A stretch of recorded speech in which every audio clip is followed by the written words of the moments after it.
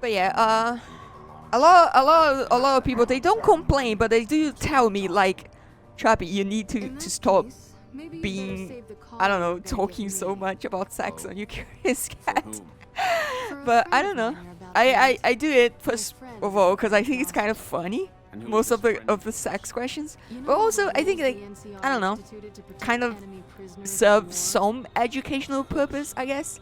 Because there's still like a lot of things that, I don't know, it's just a lot of people don't understand much about like, alright, give me 1 second. A lot of people just don't understand much about trans people, and a lot of trans people do not like talking about these things, like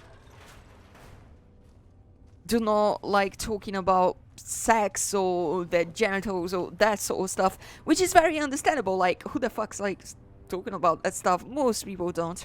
But since most trans people don't talk about those things, what ends up happening is a lot of people are just completely uneducated about it, because they're not taught about it by media, they're not taught about it in school, so they would only ever be able to learn things from trans people, and a lot of trans people just don't talk about it because it is, quite frankly, kind of like invasive questions, and a lot of things that are kind of like private, and a lot of things that like vary from one person to another, so a lot of people don't like talking about it. So I do talk about it because I think there is some educational value to others, and not just other cis people, but also other trans people.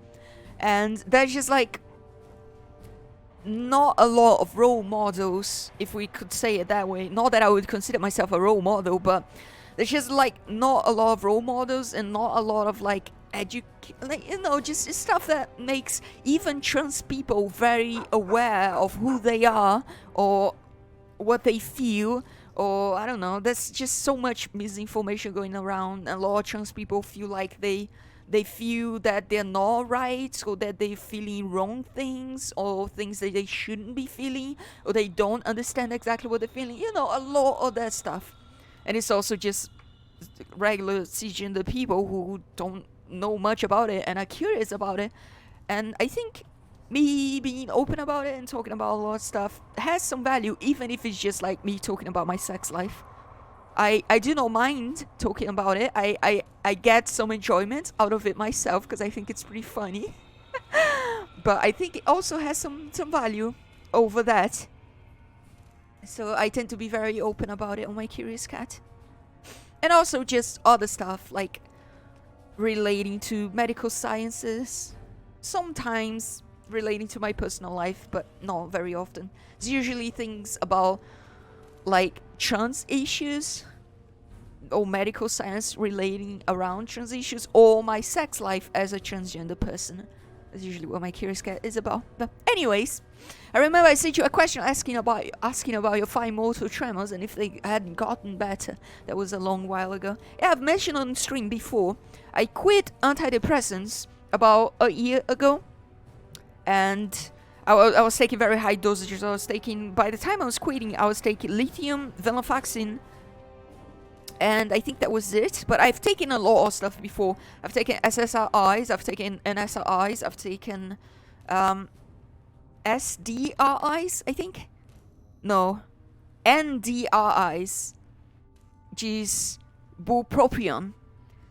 I've also taken medication for ADHD, even though I don't have ADHD. Like Venus, like concerta, Ritalin. I haven't taken Adderall, but it's just because we don't really use that here. Anyways, I've taken a lot of medication over the time, even medication that wasn't specifically for depression, just because my depression was like so difficult to treat. But anyways, I gotten through the usage of so many medications and such high dosages for such a long time, developed fine motor tremors. So, and I stopped all medications 1 year ago, and I haven't healed. I still have fine motor tremors. I think they have improved a little bit. They're not as bad as they were back when I was actually taking lithium every day. It's not as bad anymore, but they still do exist, and they're still pretty maybe not disabling, but they're pretty handicapping. I have issues with a lot of stuff when it comes to even just like handwriting or drawing. I can't really draw very well anymore. But yeah. It like I don't want to go too long into this because it's a conversation topic that I've already explored quite a lot before. But a lot of my depression was related, admittedly, to my gender issues, but it wasn't just like I transitioned and it healed me, because I transitioned a long time ago. 4, 5, 6 years at this point. I think 6 years at this point. And I still had depression for a long time after transitioning. But I do think a lot of the issues that I had relating to my depression were related to my gender issues. And as I got along into my transition and the years passed and I became more and more comfortable with myself, and started actually being able to live life as myself, because it's not as simply as you start transitioning and then tomorrow you can just like live life as a normal girl and it's just gonna be, everything's just gonna be perfect. It's not like that. It takes time, it takes years, it takes experience, it takes a lot of discrimination as well, especially at the beginning. Though when you're further down the hormonal treatment and you're experienced with like the clothes you have to wear and wearing makeup, and you have gotten time with the hormonal treatment, so your body has changed quite a lot, discrimination tends to be not very frequent. I don't deal with it anymore at this point because most people just see me as a regular girl, and yeah, I don't really experience discrimination from that. So through the years and through my process of transitioning, which was a long process, I have kind of healed my depression. So I'm not depressed anymore, which is why I've quit all of my medication 1 year ago. But I can't say for sure if it was just my transition that did it. And like I said, it took a long time. It took at least 2 to 3 years. I think by the second year of my transition, maybe by the first year, I was getting better with my depression, but it was still there. So it took a little bit longer. But eventually I got through my depression. Not sure how, not sure why, but I did. But still have a lot of the side effects that's still around, like the fine motor tremors. Mostly just that, I think, at this point. And that really sucks. I hope the medication didn't cause permanent nerve damage. Well, I don't know. So far, it seems pretty permanent to me. I mean, I've been 1 year without medication. I still have the fine motor tremors. But I don't know. Maybe I'll heal with time. Maybe not. I think people should know about trans people. So people... Wait, give me 1 second. I need to scroll on chat. I think people should know more about trans people so people can be used to it and it becomes normal, so they feel normal. I don't know, that's my knowledge about it. I agree 100%. And that's not just cis people should know more about trans people. I think trans people need to know more about trans people because there's a lot of misinformation going around. And there's a lot of like, it's just nobody is educated about it. If you think trans people are educated about what being trans is like, they are not. Most of the time, they're just not. And when people are like questioning their gender or in doubt if they're trans, it's just they actually just have no idea because they were never educated or anything on the subject. So there's a lot of misinformation going around, and I think my reach is not that big. I only have like 1,500 followers on Twitter. But it's big enough that I think it makes some difference to share my experiences as a transgender person. Even if it's like, even my sexual experiences, I think they can be valuable, not just for, like I said, educating cis people, but also educating other trans people. I think it's pretty important. Because it's just a lot of stuff, like when it comes to dysphoria, a lot of people like when they're questioning their gender, they feel like dysphoria, but they feel like, oh, my dysphoria is not enough. It's like a very common thing. Or like a person's like, well, I don't hate my genitals, so am I really trans, you know? Or, well, I'm a trans girl, should I be touched in my girl dick during sex? Is that a thing that I should enjoy, or should I feel ashamed about that? There's a lot of those types of doubts on the subject, and I think me sharing my own experiences and my own thoughts and my own medical knowledge as well, not specifically about many of those things, but about some stuff like dysphoria, diagnosing transgender people, what it is, what it means to be transgender, which nowadays we know quite a lot of it, and like 5-10 years ago we didn't. But I talked about it in length on my Curious Cat. If you just go through the questions, it's going to be a lot of it. But I think it's very valuable just to share these experiences. It's very educational, not just for cis people who, when they're curious, they can never find the answers, because most trans people just won't talk about it. Because it's like, why are you asking me about my sex life? Why are you asking about my genitals? This is intrusive. Which I do understand, it is intrusive. But I do take my personal experience with these things, and instead of being like, this is intrusive, don't ask me about it, I share. And that has some value.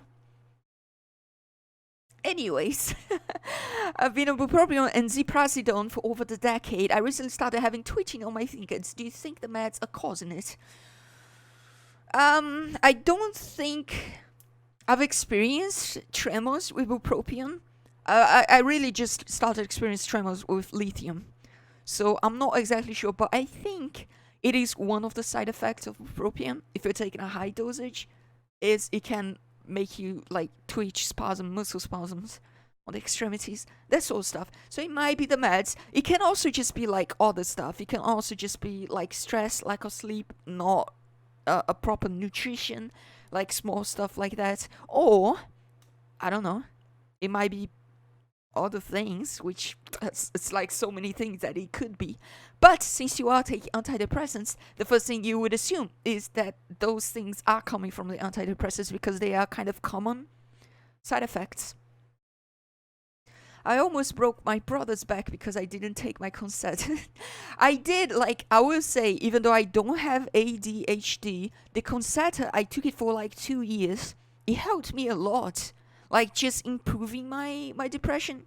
It like helped me considerably, which is weird because it's not a medication for depression, but it helped my depression because it helped me like get out of bed and actually do things that I needed to get done, and actually feel like doing anything at all during the day. Because during the depression, the worst part of my depression, I mostly just wanted to be in bed all the time, just die. So the Concerta helped me actually get out of bed and get my life going, kind of. Not exactly get my life going as if I was perfectly fine, but it did give me the small push I needed to, you know, do basic things, which I wasn't doing for a long time when I was like at the worst part of my depression. So, but I will say I took not just Concerta, I took Ritalin and Venfasys as well. Venfasys is like an amphetamine thing, kind of like Adderall, but not really Adderall. And Ritalin is like Concerta, but it's like a burst, while Concerta is like a slow release during the day. And I would say I didn't have a good time with Ritalin. It made me feel awful. When I took Ritalin, I didn't eat anything for 2 days straight. I just couldn't eat. And I just like overslept a lot. I don't know, it messed up my body really badly. But Concerta actually helped me a lot. Venfasys didn't really do anything for me at all, but Concerta helped me. For I think almost 2 years, I think it was 1 year and a half. But after the first year, it started not actually having any effect for me. So it started not doing anything for me anymore. So I took for like 4 more months, and then I just quit it because it wasn't doing anything for me anymore. But at that point, I was already transitioning. I was already in the process. I quit Concerta right about when I was starting my transition.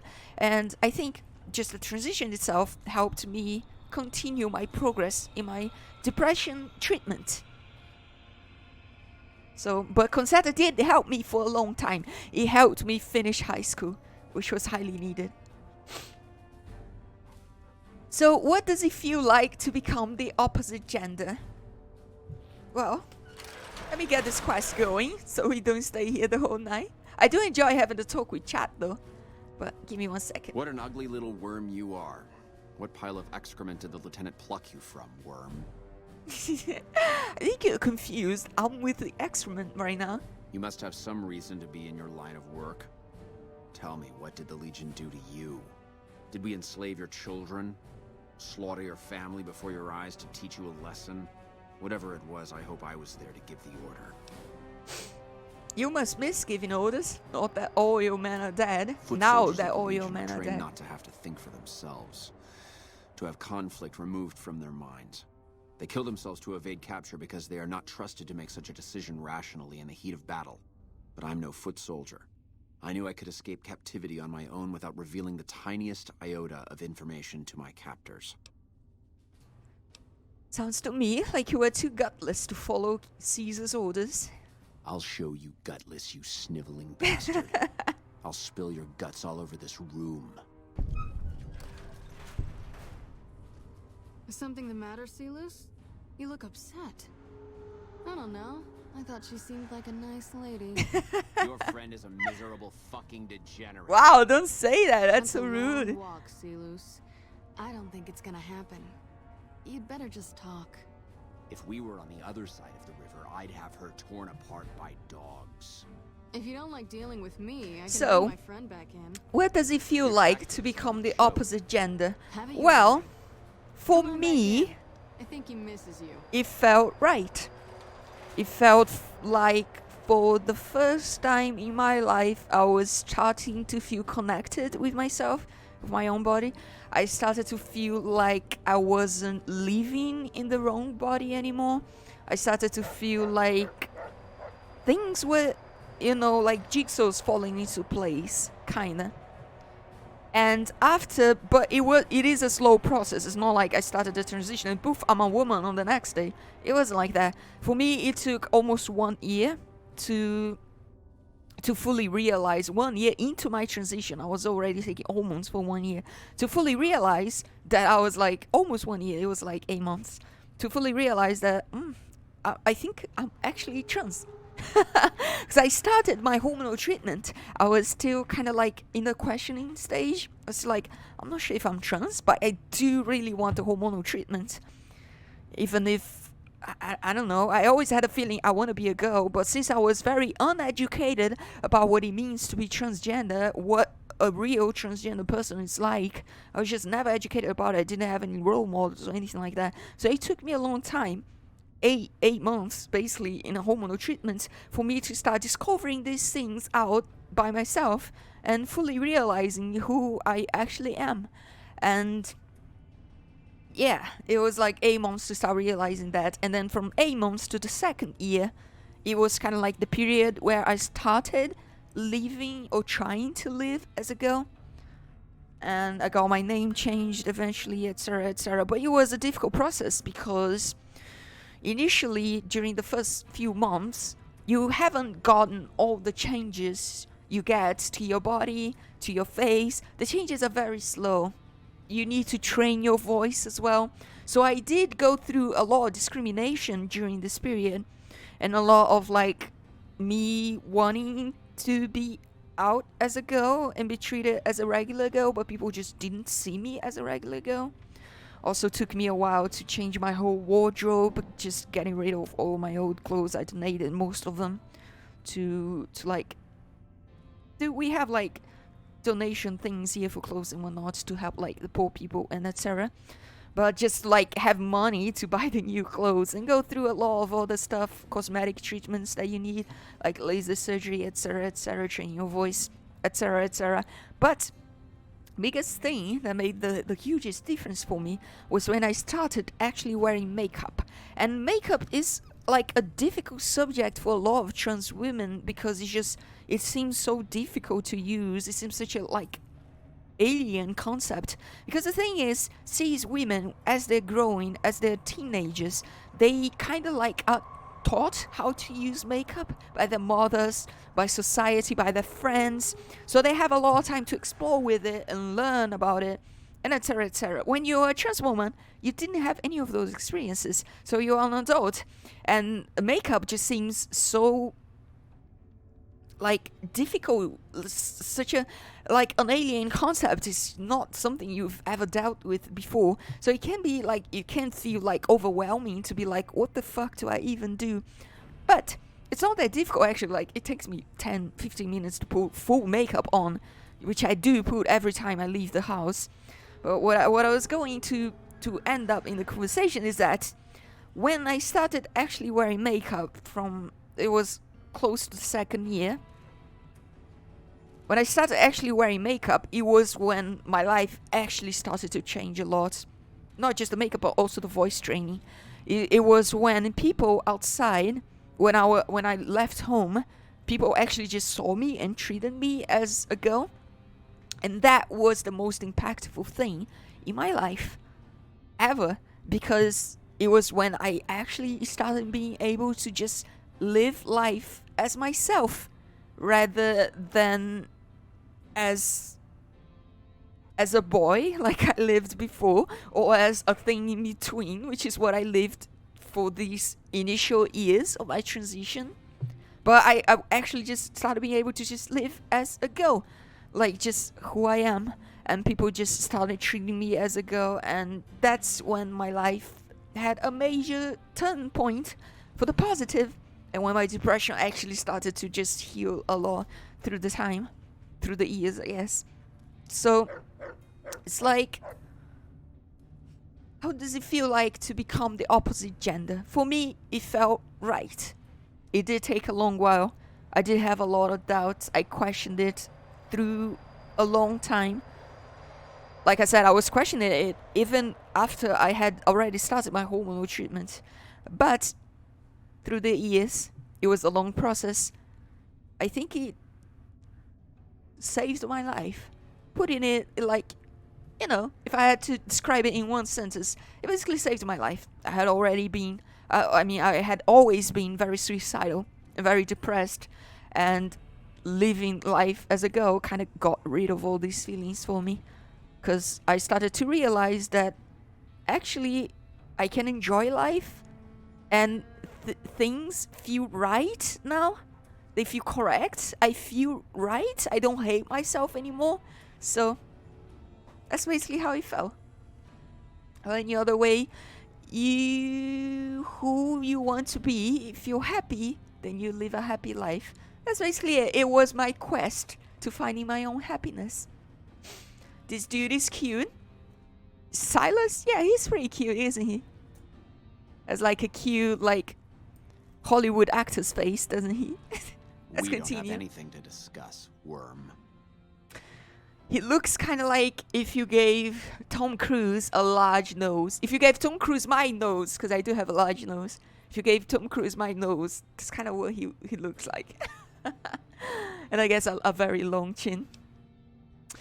You sure talk tough for someone who's afraid to die. I want to know how a coward can attain the rank of centurion. Huh. It seems like we have to choose the correct choice here. Do we want to play with his insecurities by telling him he's a coward? Or play with his insecurities by saying he's afraid to die? We know he is afraid to die because he did not kill himself when all of his units were killing themselves, and he let himself get captured. So he is afraid to die.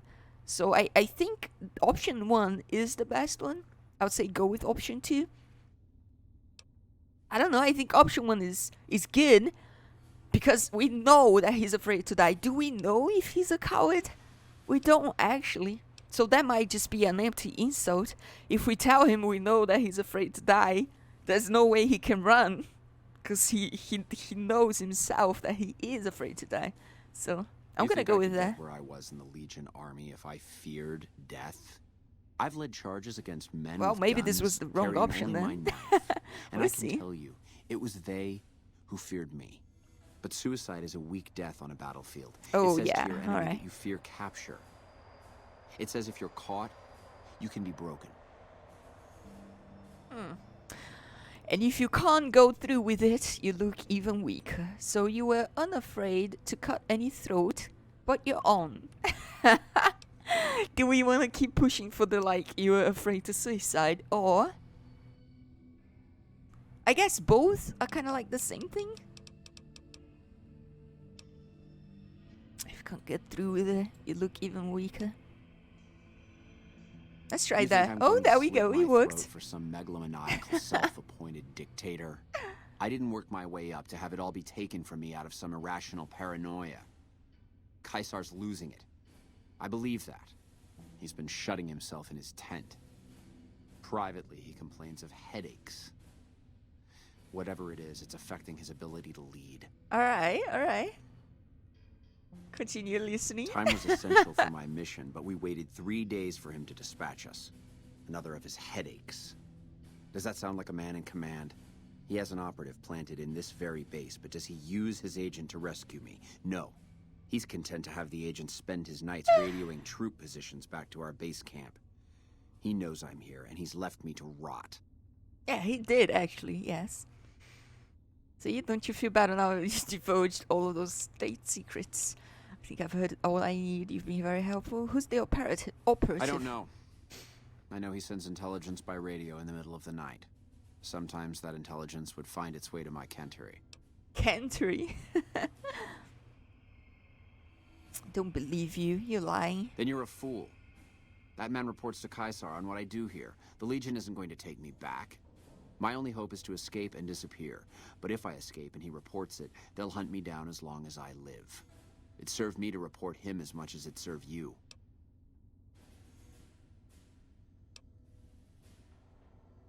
Don't you feel better after I hope the Legion talking? burns your wretched body. I want him to keep talking. This place.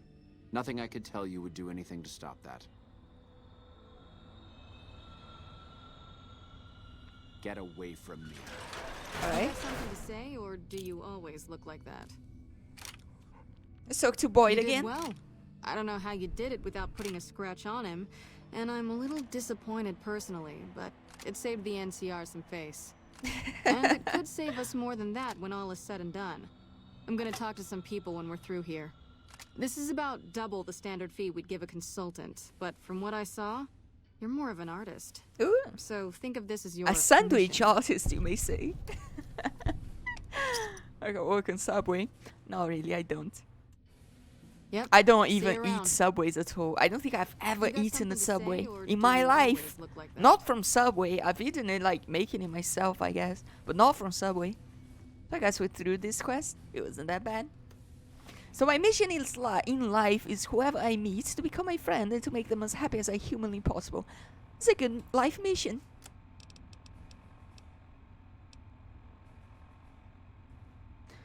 Though I will say it is very difficult because a lot of people are just like very depressed and can't actually be helped just with a friend. Sometimes the depression is just like they need psychiatric treatment, that sort of stuff. So it may be difficult if you get like if you become friends with somebody who's in a tough situation like that and you try your best to help them and they just never improve. I guess it can be a bit frustrating, maybe.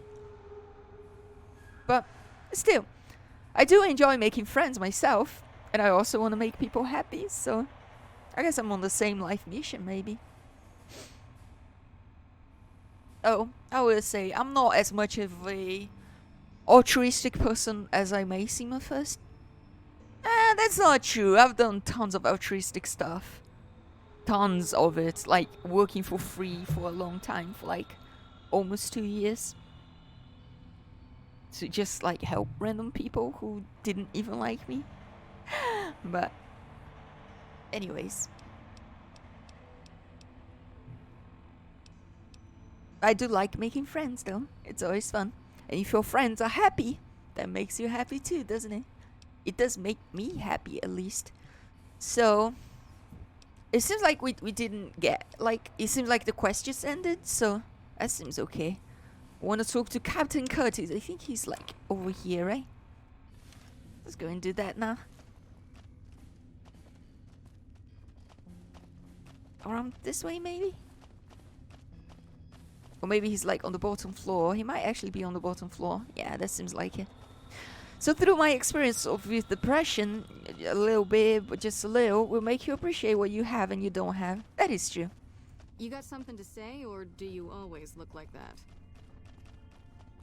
It makes you appreciate the friends you make. There we go. Captain Ronald Curtis. Nice to meet you. I'm Curtis. Colonel Sue wanted me to help you look into recent intelligence leaks. Smart man. I could use somebody who can operate under the radar around here. Whoever our mole is, he's been slippery. Whenever one of the MPs gets too close, he changes his habits. Our last lead went cold weeks ago. Where should I start? You want my advice? Start by talking to people with a lot of eyes in the field. People like Lieutenant Boyd or Sergeant Contreras, maybe. Careful with Contreras, though. He's not above suspicion himself. Keep me apprised of any leads you get. This guy's gotten a lot of my men killed. I'm just itching to return the favor. Who should I be talking to about intelligence leaks again? Well, I'll leave that to you. Boyd I and would recommend- Contreras. What do you do here? Officially, I'm in charge of Bravo Company. But since General Oliver has Bravo and most of our forces here garrisoned, I'm free to do other things. So I work with Colonel Shu on logistics, patrols, Colonel supply lines, Shu. reinforcements, that sort of thing. Lately, it's been less about that, and more about figuring out how that information is getting leaked to raiders. It's a big base with a lot of unhappy soldiers. They get stir-crazy. Hard to separate the malcontents from the actual culprit. Alright. So we want to talk to the lady from the interrogation thing we were just doing. I think she came here down to the bottom floor. Not sure where she went though. She's like, oh, she's right there actually. Human emotion is the hardest thing to You got duplicate. something? You're back. Have you noticed anything suspicious lately? Now, what kind of MP would I be if I didn't notice anything suspicious? I've had soldiers go AWOL, break-ins, thefts, you name it. I would say being happy and making someone happy is a hard thing to duplicate, and it feels amazing. Even just helping somebody feels good, even if you know you're not getting anything in return. I don't know. Alright, who's missing? Well, there's Anders. He's a ranger. That one's not suspicious so much as worrisome. He left on a dangerous assignment. Colonel Shu sent him out. Now I think he feels guilty not having any way to check up on him. What else can you tell me I don't about know him Anders? very well myself. I seem to remember that he was the man to call on if you needed someone to get in and get out quietly. Colonel Shu would really be the person to talk to. Alright. Tell me about the break-ins. Maybe break-in isn't the right word. We didn't find signs of forced entry, but I've had reports of someone sneaking into the control tower at night. It's Interesting. probably just a meeting spot for a steamy military-based love affair. Kids today. But it bothers me that they didn't break in. It means they have an access code. Most soldiers around the base don't have that. Would you be willing to give me control tower access key so I can check it out? Sure, if you want to investigate.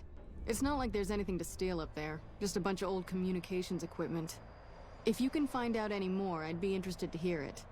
There's something about this I really don't like.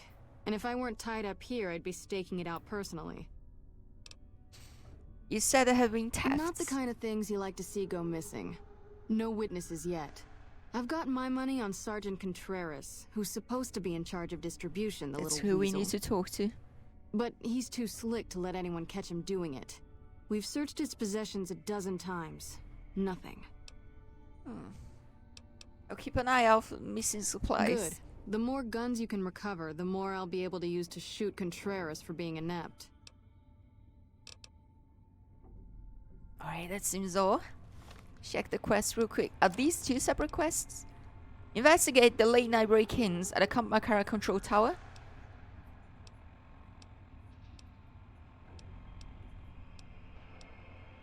And where's the quest to talk to Contreras?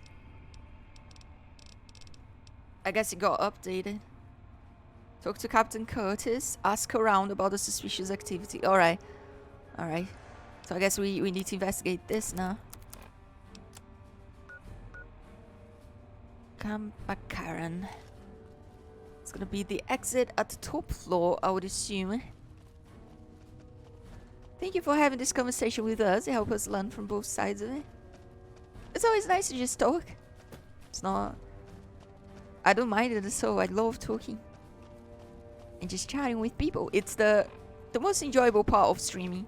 I would say... No, I guess it's on the bottom floor, isn't it?